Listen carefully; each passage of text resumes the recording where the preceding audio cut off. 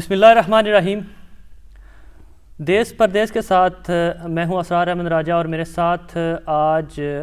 برطانیہ نہیں، پاکستان نہیں، بلکہ دنیا بھر میں جانی پہچانی شخصیت جناب قاضی عبدالعزیز چشتی صاحب موجود ہیں۔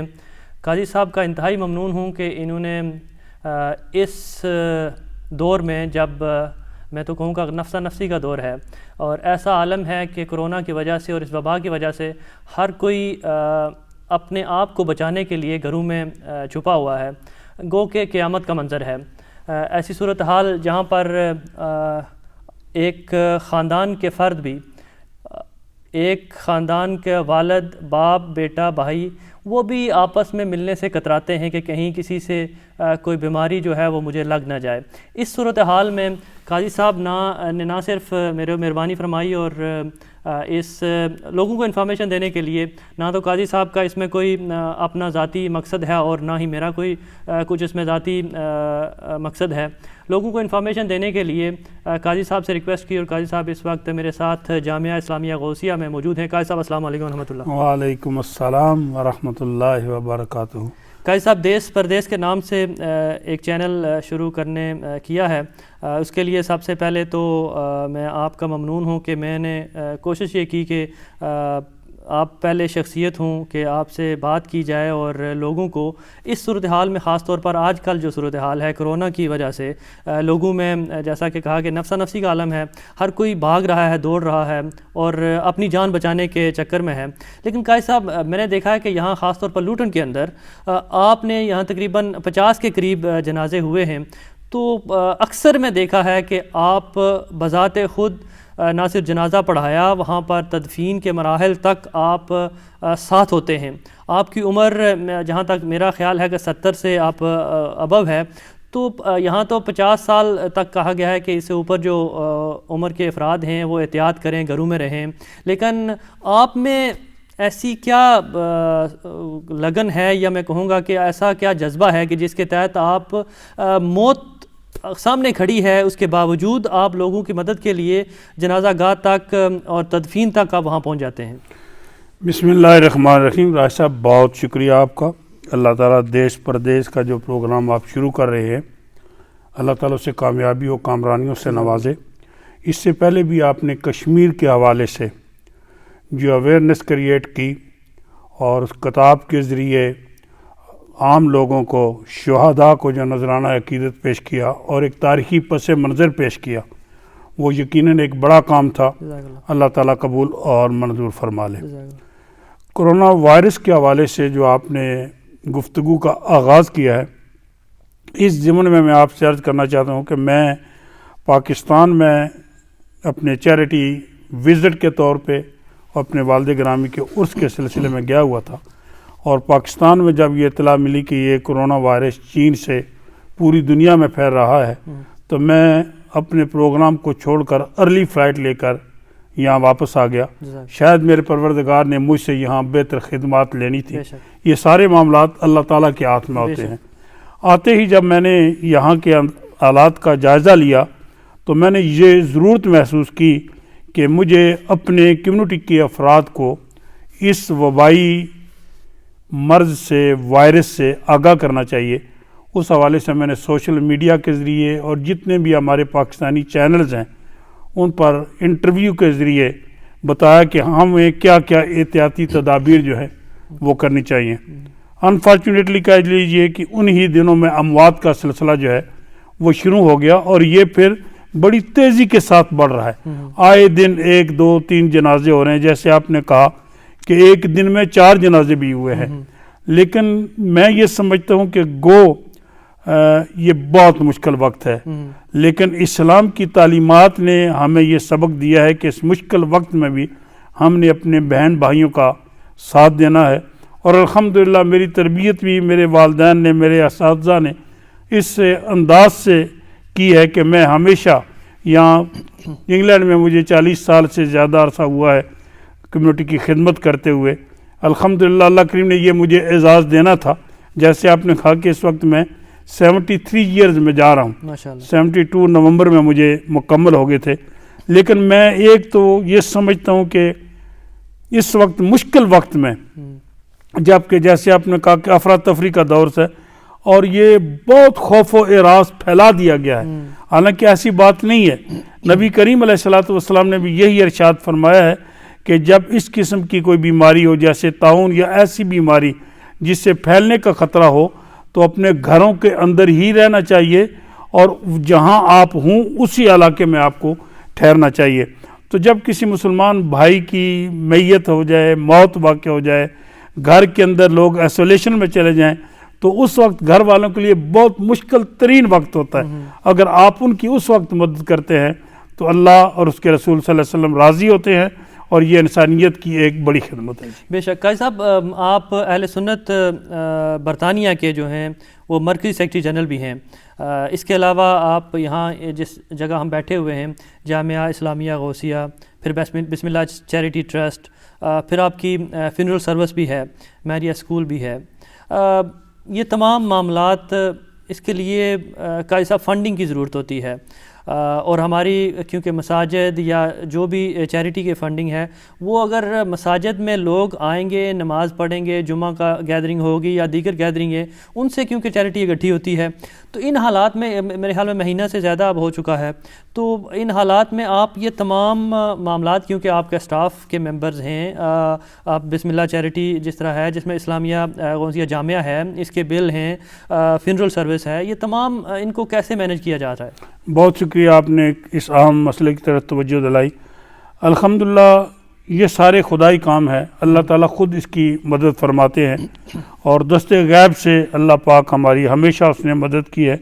کمیونٹی کے افراد کو یہ اچھے طریقے سے پتہ ہے کہ ان اداروں کو چلانا ہے۔ میں یہاں یہ واضح کر دوں کہ بسم اللہ چیریٹی کا کوئی ملازم نہیں ہے، وہ تمام ٹرسٹی جو ہیں وہ سب فی سبیل اللہ کام کرتے ہیں، وہ 100% ڈونیشن جتنی ہمیں ملتی ہے وہ ہم آگے پہنچا دیتے ہیں۔ جی ہاں، جامعہ اسلامیہ غوثیہ کے اخراجات ہیں، بلز ہیں اور اس کے ملازمین بھی ہیں، لیکن اس کے لیے گورنمنٹ نے جو اعلان کر رکھا ہے کہ ملازمین کو جو آپ کی پے رول پہ ہیں لیکن وہ کام نہیں کر رہے تو انہیں باقاعدہ وہ ریفربش کریں گے، فنڈ دیں گے، تنخواہ دیں گے، اس امید اور توقع کے ساتھ کہ ہم انشاءاللہ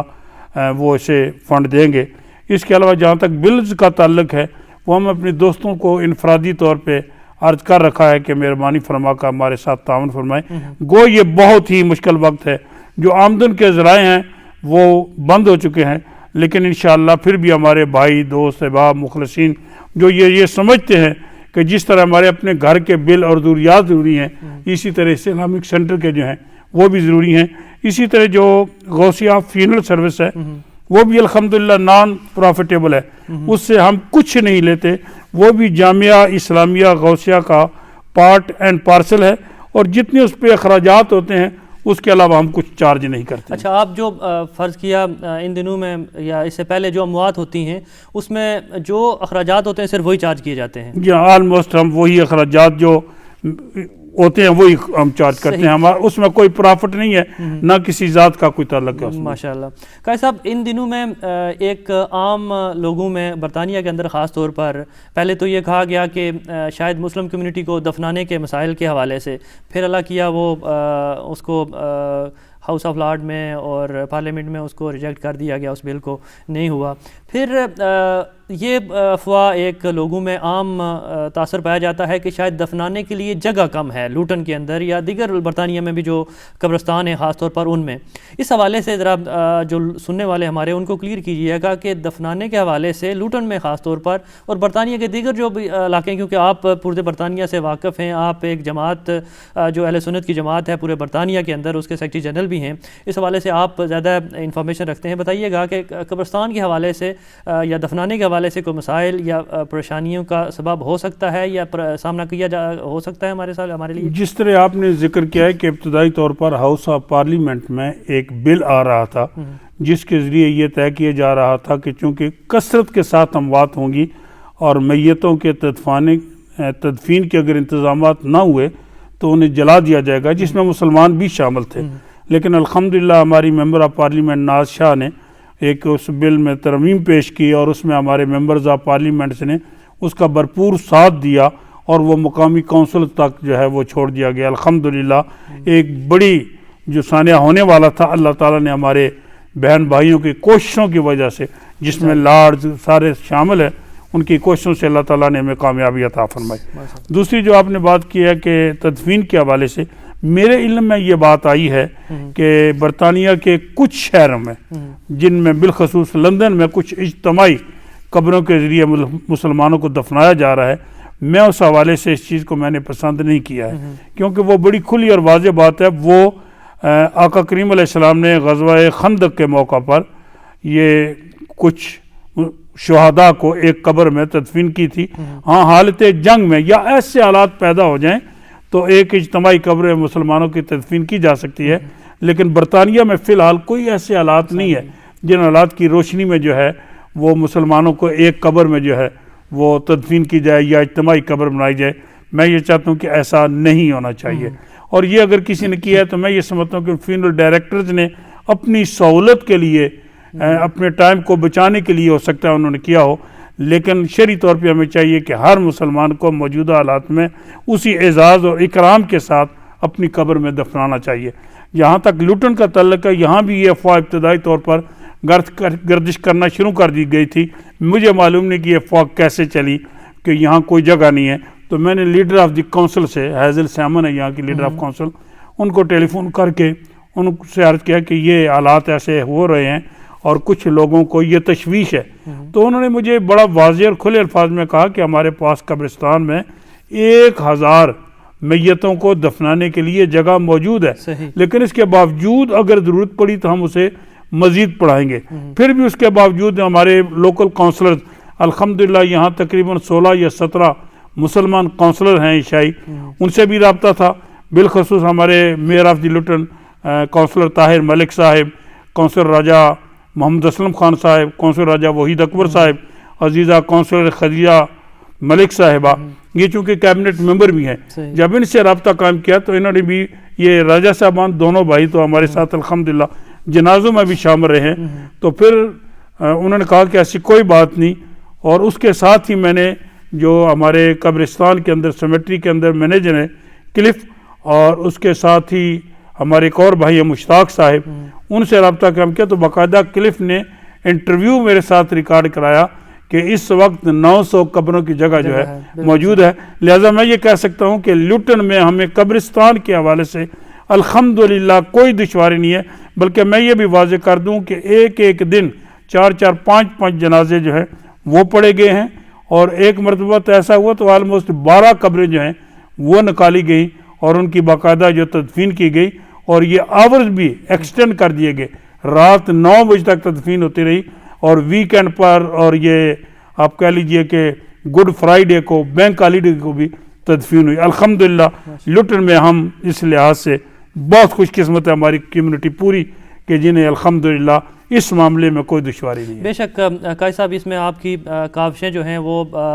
آپ کے تمام لوگ معترف ہیں اس سلسلے میں کہ آپ نے ویکینڈ کے اوپر بھی اپنی کاوشوں سے اور لوگوں کے ساتھ مل کر یہ ممکن بنایا ہے کہ ویکینڈ کے اوپر باڈی کا ڈسچارج ہونا، پھر ان کی تدفین ہونا ممکن بنایا، اور خاص طور پہ اس حالت میں جب کہ اتنا پریشر ہے نہ صرف سیمیٹری میں بلکہ ہاسپٹلس کے اندر بھی، وہاں سے باڈی کو ڈسچارج کرانا اور اس کا تدفین کے مراحل مکمل کرانا، یہ باعث تحسین ہے۔ راج صاحب، اس حوالے سے میں آپ سے عرض کر دوں، الحمدللہ جیسے آپ نے ذکر کیا، میں اس موقع پر یقیناً اس پوری ٹیم کو، مثلا لیوٹن ڈانسٹیبل ہاسپٹل کے اندر جو بریمنٹ آفیسر ہیں مارگریٹ، انہوں نے بہت، مارگریٹ مالکم ان کا نام ہے، انہوں نے اور ان کی پوری ٹیم نے ہمارے ساتھ بھرپور تعاون کیا، ڈیتھ، کاز آف ڈیتھ کے اصول کے حوالے سے۔ پھر جو لوٹن رجسٹرار آفس کی پوری ٹیم ہے جس میں جیکی ٹینسن صاحبہ اور ان کی ٹیم ہے، انہوں نے رجسٹریشن کے حوالے سے مکمل تعاون کیا، اور ہماری لوٹن کی کارنر آفیسر جو ہیں وہ بھی ہمارے ساتھ مکمل رابطے میں رہے ہیں، ان کی پوری ٹیم ہمارے ساتھ، انہوں نے مکمل طور پر قبرستان میں یہ سمجھتا ہوں کہ یہ وہ لوگ ہیں جنہوں نے مشکل وقت ہمارا ساتھ دیا ہے۔ ہم انہیں خراج تحسین پیش کرتے ہیں کہ انہوں نے ہماری ضروریات کا اور ہماری مذہبی تقدس کا خیال رکھتے ہوئے جتنی بھی میتیں یہاں لوٹن میں ہوئی ہیں، جن کو میں نے اپنے ہاتھوں سے دفنایا ہے، ان کو یا تو سیم ڈے جو ہے دفنا دیا گیا ہے، یا لیٹسٹ سیکنڈ ڈے، لیکن الحمدللہ ہماری یہ پوری ٹیم، اور اس میں راج صاحب میں آپ سے یہ بھی عرض کروں کہ کچھ دنیں ہمیں دشواریاں رہیں، تو میں نے ایک اپیل کی کہ آئیے ہمارے ساتھ کچھ والنٹیئرز کی ضرورت ہے، تو ہمارا نوجوان طبقہ انہوں نے کالز کی، ہمارے ساتھ شامل ہوئے، اور میری بیٹیاں اور بہنوں نے بھی کہا کہ اگر آپ کو غسل کی ضرورت پڑے تو ہم اس کے لیے حاضر ہیں، ہم اپنی بہنوں کو خود اپنے ہاتھوں سے غسل دیں گے۔ اسی حوالے سے میں مزید آپ سے یہ بھی، کیونکہ ہمارے ہاں کچھ لوگوں میں یہ پایا گیا تاثر کہ شاید یہ مرض کی وجہ سے لوگوں میں غسل نہیں دیا جا رہا، ان کو جو ہمارے تمام سنت ہے، طریقہ ہے، جو اس کے طریقے کے تحت ہماری جو ڈیڈ باڈیز ہیں ان کو کفن دفن یا ان کا جو غسل ہے وہ نہیں ہو رہا، کیونکہ آپ اس تمام معاملے میں شریک حال رہے ہیں، اسپتال سے لے کر جنازہ گاہ تک اور تدفین تک۔ تو بتائیے گا میرے سننے والوں کو کہ اس حوالے سے جو لوگوں کے اندر خدشات یا لوگوں کے اندر اس طرح کے تاثرات پائے جاتے ہیں کہ شاید لوگوں کا جو جنازہ ہوا ہے ان میں غسل نہیں دیا گیا یا کچھ لوگوں کو کفن دفن جو ہے ان کا پراپر نہیں کیا گیا، کیا فرمائیں گے؟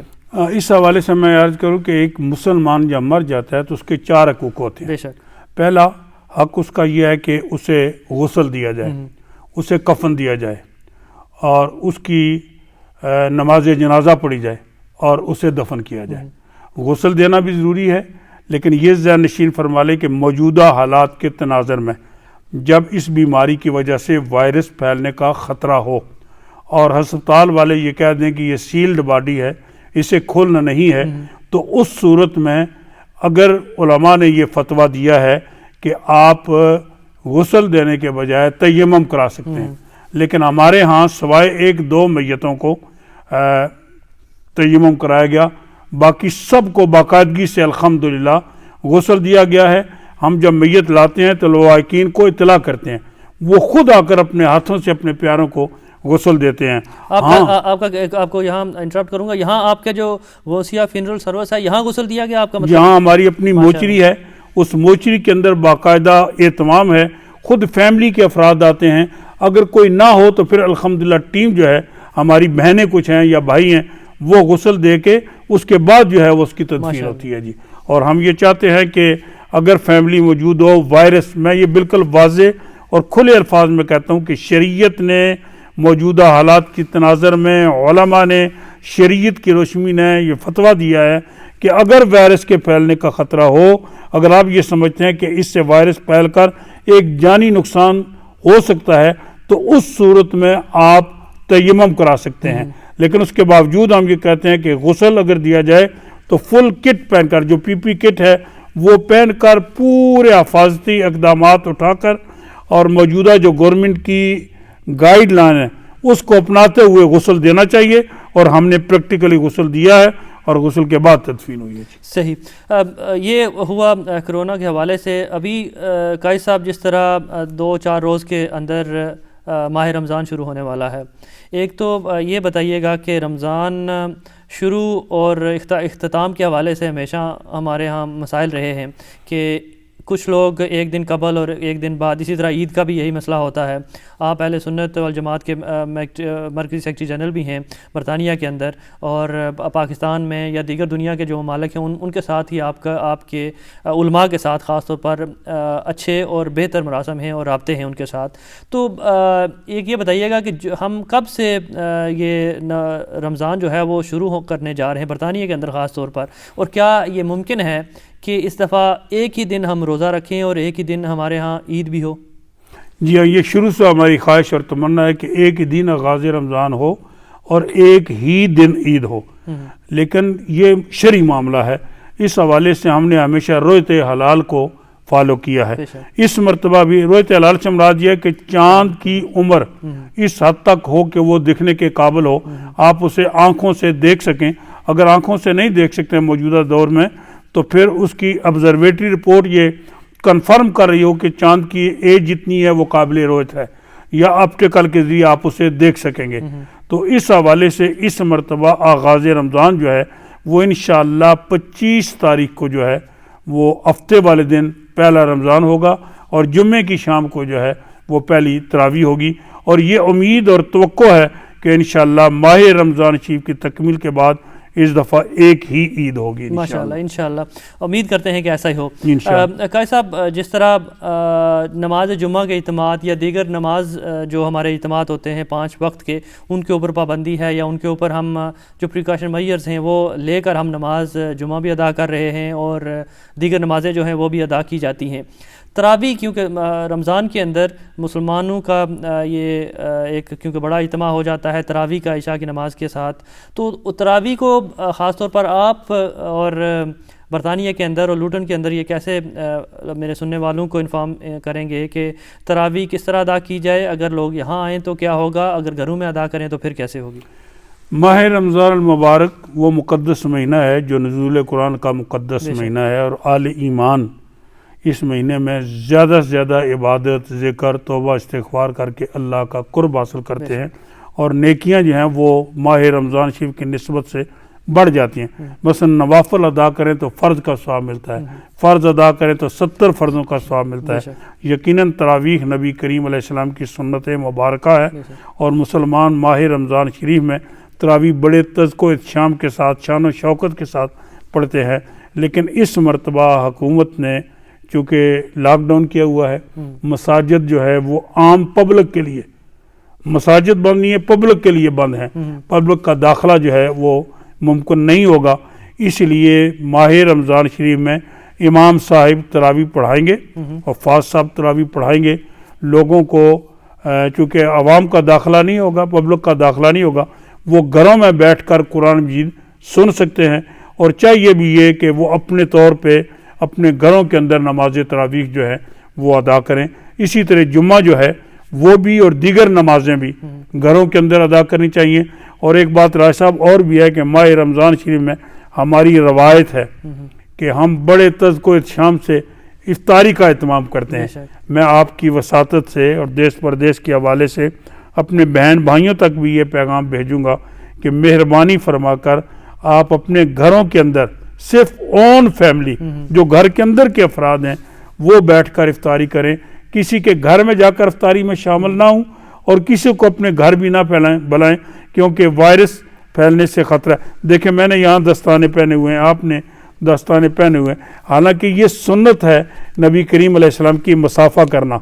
اور مسافہ کرنا سنت ہے، لیکن اگر وائرس پھیلنے کا خطرہ ہو تو خود رسول اللہ کے پاس ایک صحابی آئے، وہ حضور سے بیعت کرنا چاہتے تھے، حضور سے مسافہ کرنا چاہتے تھے، لیکن وہ جزام یا کسی بیماری کے تھے، حضور نے دور سے انہیں کہہ دیا کہ ہاں میں نے تمہیں بیعت کر لیا۔ پتہ چلا نبی پاک نے ہمیں آپ کو مجھے یہ تربیت کر دی، پیغام دے دیا کہ اگر وائرس پھیلنے کا خطرہ ہو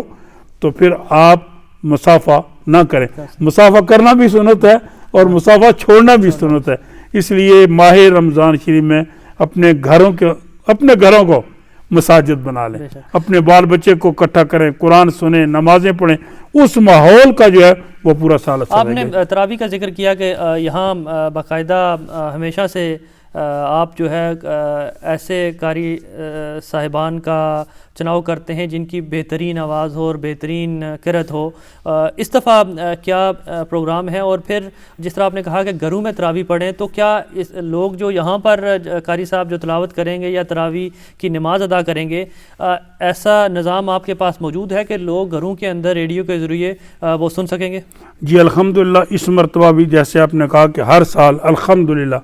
ہمارے ہاں بہترین قاری جو خوبصورت انداز میں قرآن مجید پڑھتے ہیں ان کو ہم بلاتے ہیں۔ اس مرتبہ ہماری خوش قسمتی ہے کہ پاکستان سے ایک بہت اچھے قاری جناب قاری اشتیاق احمد صاحب تشریف لائے ہیں۔